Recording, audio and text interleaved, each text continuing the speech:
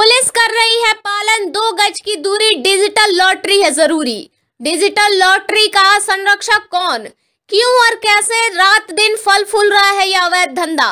दूर चौक चौराहों की कौन कहे, थानों के आसपास भी मिली भगत से खेलाई जा रही है डिजिटल 1 नंबरी लॉटरी। पूरे 365 दिनों में शायद किसी एक ही दिन होती है छोटी कार्रवाई।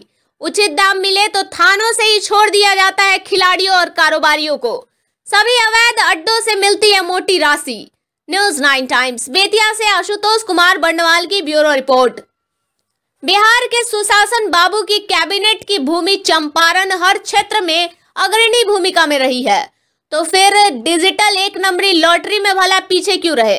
शायद इसलिए यह चंपारण जो वर्तमान में कैबिनेट की भूमि होने के अलंकार से अलंकृत हो गया है, विभिन्न अवैध धंधों का हब बनता जा रहा है। जिला मुख्यालय में शायद ही कोई चौक चौराहे बाकी हो जहां डिजिटल लॉटरी की दुकानें ना सस्ती हो। सड़क से लेकर दुकानों तक आसानी से इस खेल का अड्डा बनाए हुए कारोबारी हाथी के दांत खाने की और दिखाने के तर्ज पर खेल को दिन प्रतिदिन अहले सुबह से देर शाम तक खिलाते हैं। ठंड और खरमास का असर भले ही अन्य व्यवसायों पर दिखता है, परंतु डिजिटल लॉटरी पर इसका असर कहीं नहीं दिखता। यह अंदाजा सुबह से ही कारोबारियों के खेलने और लोगों के खेलने से ही लगाया जा सकता है।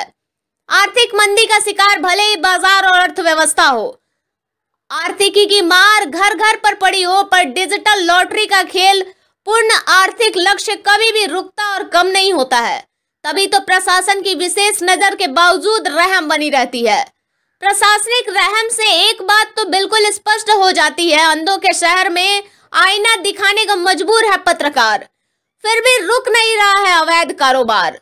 सूत्रों की माने तो विगत माह में मुसफ्फिल थाना के द्वारा हरिवाटिका चौक से डिजिटल लॉटरी पर कार्रवाई करते हुए 7 कारोबारी व खेलने वाले को पकड़ती जरूर है, पर देर रात चांदी के पंखों की हवा से मदमस्त होकर छोड़ दी जाती है, सिर्फ इस आश्वासन के पश्चात कि अगले माह से उनकी आकर्षक राशि क्या होगी।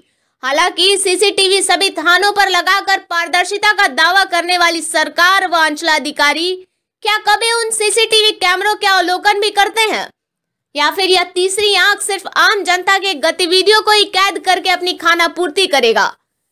जिला मुख्यालय स्थित बेतिया नगर थाना व मुसफ्फिल थानों के अंतर्गत आने वाले सभी ओपी क्षेत्रों में यह डिजिटल लॉटरी का खेल अपने परवान पर है। हरिवाटिका चौक, बस स्टैंड, नौरंगा, मीना बाजार, दरगाह मोहल्ला, द्वारदेवी चौक, बुलाकी सिंह चौक, इमामबाड़ा चौक, मिस्काटोली चौक, इंदिरा चौक, कालीबाग चौक, केसरे हिंद की जमीन के पास इत्यादि अन्य दर्जनों जगहों पर बिना किसी पुलिस की मिलीभगत से इन खेलों का खुलेआम खेले जाना कतई संभव नहीं है। तत्कालीन पुलिस अधीक्षक निताशा गुड़िया के निर्देश पर तत्कालीन अपर पुलिस अधीक्षक अभियान शिव कुमार राव ने मीना बाजार में औचक छापेमारी की थी, जिसमें दर्जनों लोगों को गिरफ्तार कर जेल भी भेजा गया था। उस बड़ी कार्रवाई के पश्चात फिर बेतिया पुलिस ने कोई बड़ी कार्रवाई नहीं की।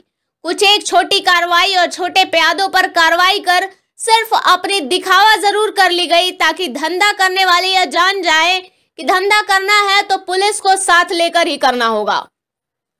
और शायद इसलिए साल के हर दिन यह खेल होता है और पुलिस को मालूम भी नहीं होता है, तो कार्रवाई करने का सवाल ही नहीं बनता।